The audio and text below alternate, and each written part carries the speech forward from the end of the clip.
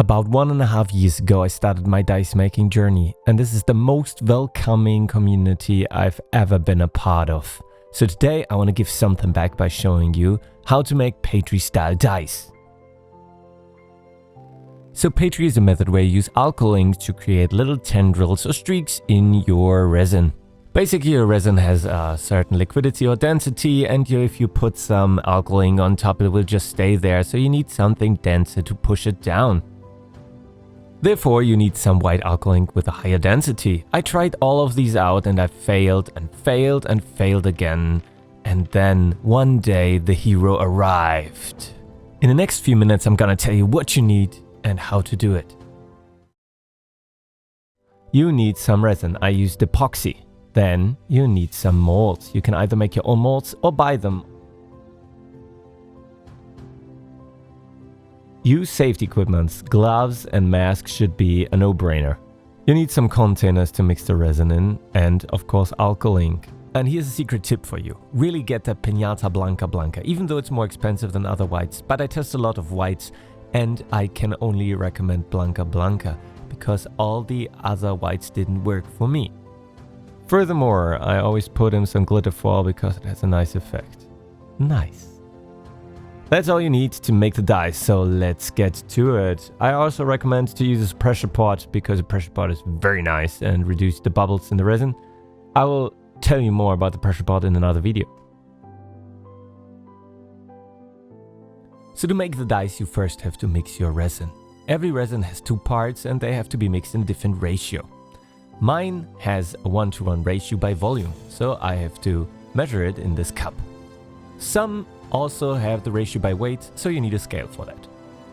And also be very careful when pouring because you want to hit that ratio, otherwise you have cure inhibition in your resin. Now we have to stir for quite a long time. I always put on my headphones and stir for about 4 minutes because you want to mix the resin very thoroughly. Afterwards I put in the glitter foil. I use my pliers to get it out and put it in because it sticks to everything. At the end, your mix should look something like this.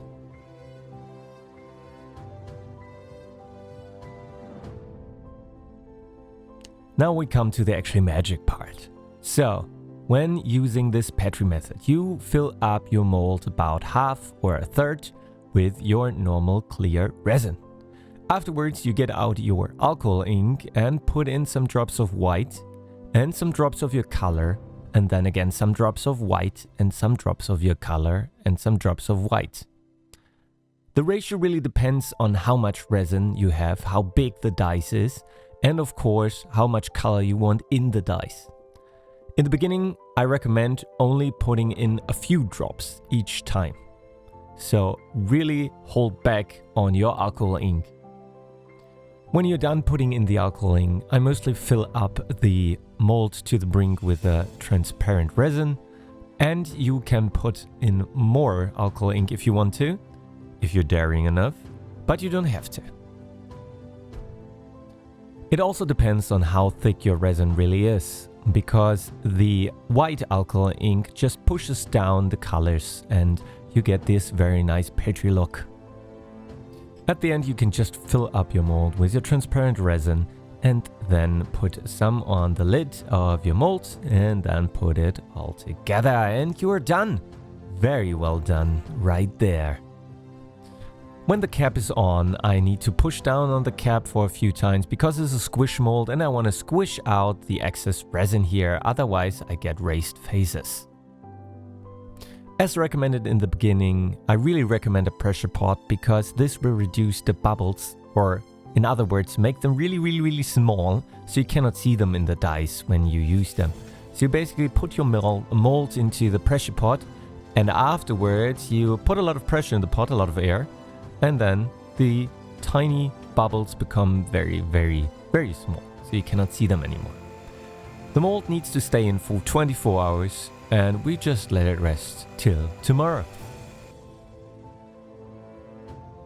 And now we let out the air of the pressure pot to get out our mold, and this is the most exciting process because you never know how your dice turn out. And this is like Christmas. You're opening a present, you're opening a nice mold of dice, and you have them in your hands for the first time, you look at them and you're like, oh, this looks very nice. So after opening up the mold, we see some excess resin here, which is dried up and hard. We need to remove that. We can squish the mold to easily remove the big parts. After that, we use some tape to easily remove the small parts. This is very helpful when cleaning out your molds, and I always recommend to clean up your molds, otherwise they will not last for long. And this is the part we've all been waiting for. Actually, I have been waiting for. Yeah. Getting the dice out of the mold always takes some strength, but afterwards you have this beautiful die in your hand and you can just look at it. This die turned out very nice. You see the streaks of the petri dish in the dice. You can also see the glitter foil, which has this nice blue effect. And of course, you see at the bottom there is some white collected alcohol ink and resin together. There can be issues when you put in too much alcohol ink that one of the faces is very soft, mostly the one at the top. This is due to the fact that resin and alcohol actually don't go well together. But just let it rest for another week or two and you should be good in most cases. Hey, you made it so far in the video, so I hope I could help you. If you have any questions, just leave them in the comments. You can also check out my dice on TikTok, and I hope you have a wonderful day and start making dice today.